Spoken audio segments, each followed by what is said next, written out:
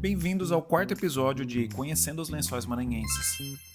No quarto dia de viagem, tínhamos 2 passeios programados, então dividimos o dia entre manhã e tarde para aproveitar ao máximo.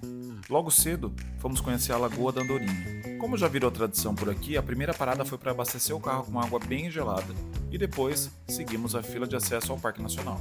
Nós viajamos no início de junho e isso fez toda a diferença. O parque ainda estava relativamente tranquilo, bem diferente das imagens de alta temporada que vocês costumam ver na internet. A partir de julho, o movimento aumenta bastante, então fica essa dica aí para quem pretende visitar. O trajeto até a lagoa, vocês já sabem, parece que estamos entrando em outro planeta, é simplesmente surreal.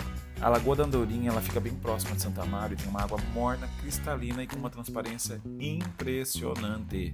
E aqui vai uma curiosidade. O nome Andorinha surgiu porque em determinadas épocas do ano, essas aves costumam sobrevoar a região em busca de insetos próximos à água.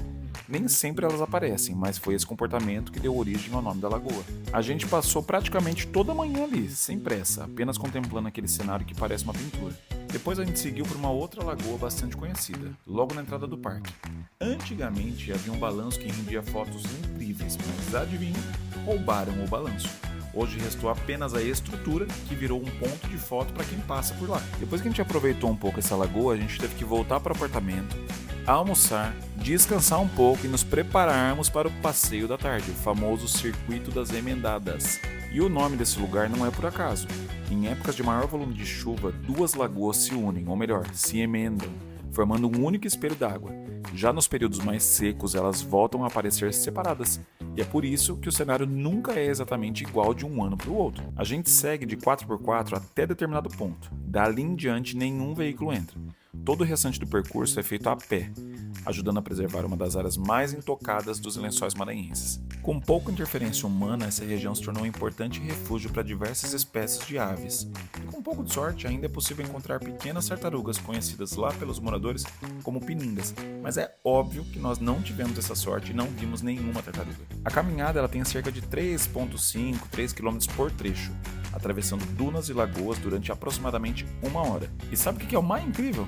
A cada duna que você sobe, a paisagem consegue ficar ainda mais bonita. Parece impossível, mas acontece. Durante o percurso, fizemos algumas paradas para entrar na água, descansar e simplesmente admirar aquele lugar. Cada lagoa parecia mais bonita que a anterior. Essa lagoa que paramos, ficamos uns 30 minutos. O sol não estava mais tão forte como no começo da tarde. Já estava começando a querer nublar. Não demoramos muito e já arrumamos as coisas para poder seguir. Nosso guia pediu para a gente subir uma duna para termos uma ideia da vista lá de cima. Imensidão. Tudo se resume a essa imensidão, essa grandiosidade que os lençóis têm. É impressionante. É claro que fizemos uma pausa para a foto. Simbora! Tinha ainda uma boa caminhada, mas o trajeto é lindo e você não percebe que está caminhando há quase 1 hora. Já prepara, porque se for levar muita coisa na mochila, acaba ficando pesado e com o tempo carregando ela, você vai ver só. Então pega essa dica. Leve apenas o essencial, protetor solar e algo para beliscar quando bater aquela fome. A gente só percebe o tamanho que a gente é, mínimo, no mundo, no planeta, em todo lugar, nesse lugar. Aqui você reflete bastante. Eu agradecia a todo momento porque é uma sensação única estar ali. Mas a gente ainda tinha uma pernada para dar e seguimos em frente. E logo ali, uma outra lagoa para refrescar. Essa era bem grande, hein? Mas pensa numa água, delicinha. Mas também não ficamos muito tempo, porque o objetivo era ainda ali na frente. O céu estava bem estranho, mas a gente acreditava na reviravolta para poder curtir o pôr do sol. E continuamos nossa caminhada que parecia não ter fim, mas era tudo muito lindo. A cada passo que a gente dava, o lugar ficava cada vez mais bonito. Até que chegou o momento mais esperado.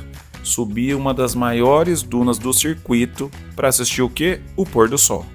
Quando a gente finalmente chegou lá em cima, qualquer cansaço desapareceu. A vista é simplesmente indescritível. É um daqueles lugares que nenhuma câmera consegue mostrar como realmente é.